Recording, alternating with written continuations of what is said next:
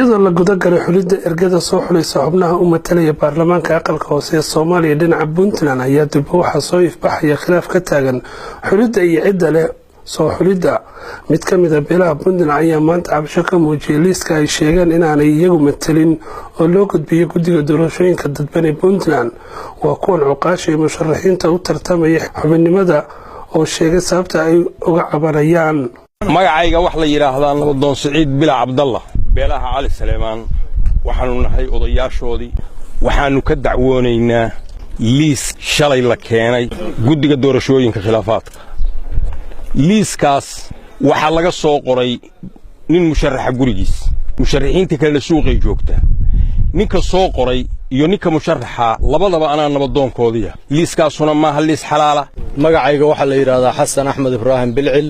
waxaanu codsanaynaa maadaama aanu nahay nabdoonnadii beelaha Cali Saleebaan dhamaantood oo halka wada joogaan inaanu ku yeelanno doorka nala siiyay oo ah in la kala tashado xulista xubnaha nala kalamana tashano beeldaajo nagalama tashan odayaasheedii iyo cuqaasheedii oo halkan saaka yimi tira badan ku yimi inaanu ismadeedii ka daba dhimaadno waxaan nagu kallifay waxa weeye bal in maaragtaa arrintan waa laga maarmo aan laga fursan waayo waxa weeye sideedaba sababta loo yiri macnaha 14,000 oo qof ha codayso waxa weeye macnaha xildhibaan mathali kara beesha uu sheeganayo inuu halka ka soo baxo laakiin waxa nasiib darro ah ama aan waxaan suura galayn ah in shakhsi waxa uu jecel yahay isagu in odayaashii isaga isku fahmi waayeen war ninka aan nin hebel u codaynayn kuma jirayo liiska arrinkaas waa arrin la yaab leh baaqayaga aanu halka ka soo jeedinayno iyo cabashadeena waxaan u direynaa UN-ka waxaan u direynaa dawladda federaalka ah waxaan u direynaa guddiyada doorashooyinka dadban heer federaal iyo heer dawlad goboleed waxaan u direynaa dawladda Puntland waxaan u direynaa inta cadaaladda jecel oo samaha jecel oo wanaaga jecel oo midnimada jecel waxaan u sheegaynaa halka waxa taagan beelaha Cali Saleem waxaanu halka u nimi kadib markii la mujaar habaabiyay ergooyinkii aanu u xil saaray nabdoonnada sharciguna u ogolaa ayna soo xuleen si ay u doortaan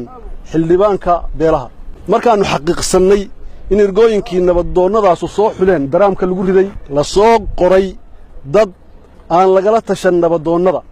waxaan ka mid ahay musharaxiinta u tartamaysa aqalka hoose xubinta aqalka hoose beesha Cali Saleemaan ay hadda nabdoonnadooda iyo isimadoodii iyo waxgaradkoodii ay ka soo baxeen haddaba anagu waxa laga yeeqsadaa in wixii odayaashu soo qabteen inta la garab maro ninkii saxiixa lahaa uu keeno liis si aanan aragoo sida la sheegay leeyahay nin musharax annagoo kala ah oo isagoo waliba xilka muddo hore u soo hayay oo nala xuquuqaanan xuquuqdiisa diidanayn in gurigiisa inta liis laga soo qaado loo geeyo guddiga doorashada loo geeyo waxaan rajaynayaa marka inay cabashadeenna ay dhaqan gasho insha allahu tacaala ay hirgasho ayna guulaysato waxaan u doodaynaa waxa weeye waxa xuquuqa oo aanu leenahay neer Cabdicasiis Faarax Xaaji Saciid waxaan ka mid ahay musharaxiinta aqalka hoose u sharaxan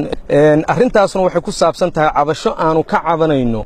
liiska ergada beelaha Cali Saleebaan ee shalay beeldaaje jaamac beeldaaje uu keenay guddiga doorashada Ahmed Sham on Cable TV caasimada Puntland ee Garowe